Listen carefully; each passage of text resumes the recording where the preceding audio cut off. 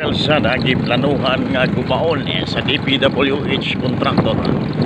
Din maayo pa ang simento o dunay pipila ka mga bahin nga dunay diferensya.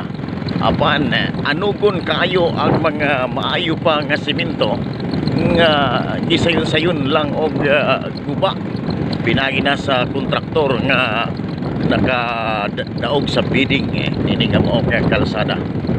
Unta pilion lang ang kalsada nga kanungon aron repiron apan dili na hilabtan kadtong mga maayo pa nga semento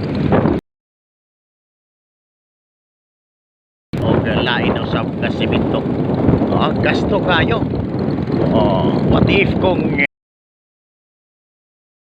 ang himuon ila na lang tabunan sa kining gitawag og espalto.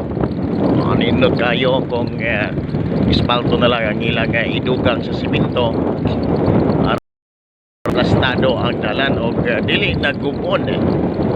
Dako kayo ang problema sa mga motorista nga mulabay hindi sa barangay Ipil sakop sa syudad sa Surigao gumikan kay ipangguba, ipangbuak ang mga simento nga maayo pa og ila kining pulihan og pagko usik kaayo ang kwarta sa atong gobyerno.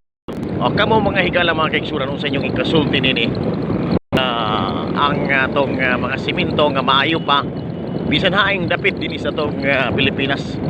Unsa nga klase sa gobyerno kita aduna nga wala man kini mabantay nga ang pag-usik-usik sa kwarta.